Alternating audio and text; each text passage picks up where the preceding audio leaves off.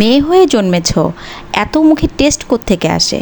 কেন একটু মানিয়ে চলতে পারো না? ঘরে যা রান্না হবে তাই খেয়ে নেবে। আরে ভাই, আমরা মেয়ে বলে কি আমাদের জিভে টেস্ট নাই?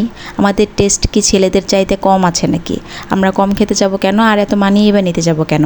ও বাসায় বসে বসে রান্নাবান্না করি বলে আমাদের মুখের টেস্ট কম থাকতে হবে, আমাদের খাওয়া দাওয়া কম খেতে হবে কেন? আমাদের কি মুখের টেস্ট বলতে কোনো কথা নাই?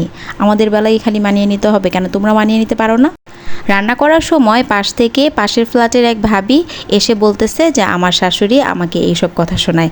বলেন তো ভাবি, আমাদের কি মুখে টেস্ট নাই?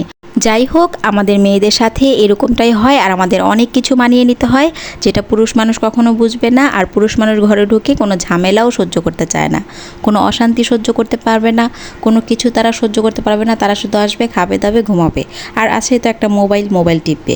এটা ছাড়া তাদের আর কোনো কাজ নাই। আমি রান্না করছিলাম তো ভাবির এই দুঃখের কথাগুলো শুনে আমার প্রচণ্ড খারাপ লেগেছে, কারণ তার শাশুড়ি মা একটু ক্যাটকেটে টাইপের, সারাক্ষণ খালি কটকট কটকট করতেই থাকে। ভাবি আমার বাসায় এসে একটু সময় কাটায় আর তার মনের দুঃখের কথাগুলো আমার সাথে শেয়ার করে। একজন মেয়ে হয়ে যখন শুনি যে আমার পাশের ফ্ল্যাটের একজন মহিলা অনেক বেশি কষ্ট পাচ্ছে, তাও আবার কোনো এক মেয়ের কারণেই, এগুলা শুনলে এই বিষয়গুলো অনেক খারাপ লাগে। তো এই বিষয়গুলো যখন বলে তখন খুবই কষ্ট লাগে। ভাবির শাশুড়ির একটাই কথা, ঘরে যাই রান্না করো না কেন তুমি খাবা সবার শেষে, যতটুকু সবাই খেয়ে থাকবে সব শেষে ওইটুকু তুমি খাবা, আর যদি না থাকে তাহলে খাবা না, একটা কাঁচামরিচ আর পেঁয়াজ দিয়ে খেয়ে উঠবা। মেয়ে মানুষ কোনো একদিন যদি বলতে পারে আজকের তরকারিটা খেতে ভালো লাগছে না মা, আমি অন্য কিছু দিয়ে খাই, তাহলেই হয়েছে। যে না, অন্য কিছু দিয়ে কেন খাইতে যাবা, এইটাই খাইতে হবে। চিকেন রান্নার অনেক ভিডিও আমার পেজে দেওয়া আছে, আপনারা দেখে নিতে পারেন। আর এটা আমার রেগুলার রান্না ছিল, আর পাশাপাশি অন্য চুলায় কিন্তু আমি গরুর মাংসটাও বসিয়ে দিয়েছি। আর গরুর মাংসটা একটু নাড়াচাড়া করতেছি, কষিয়ে নিতে হবে খুব ভালো করে, সেদ্ধ না হওয়া পর্যন্ত তো আর পানি দেওয়া যাবে না। গরুর মাংস এক চুলায় রান্না করতে করতে আমি অন্য চুলায় মুরগির মাংস, দেন চিতই পিঠা সব কিছু ভেজে ফেলেছি, তবে গরুর মাংস এখনও সেদ্ধ হয়নি। তাহলে বুঝেন, এই নবাবজাদা যেমন দামে তেমন কাজে আমার গ্যাসও শেষ হয়ে যাচ্ছে। আমার সব কিছুতেই কিন্তু ও অপচয় করে।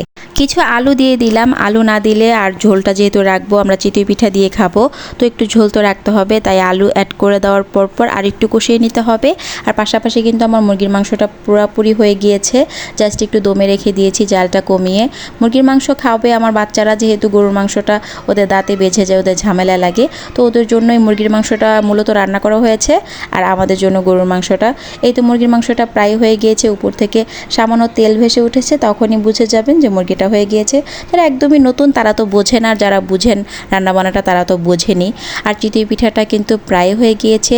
চিতই পিঠা দিয়ে গরুর মাংস কার কার ভালো লাগে অবশ্যই কমেন্টে জানাতে ভুলবেন না। ভালো লেগে থাকলে বেশি বেশি শেয়ার করে দিবেন।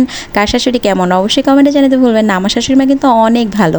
আজ এই পর্যন্তই, সবাই অনেক বেশি ভালো থাকবেন, আমার জন্য বেশি বেশি দোয়া করবেন। আল্লাহ হাফিজ, আসসালামু আলাইকুম।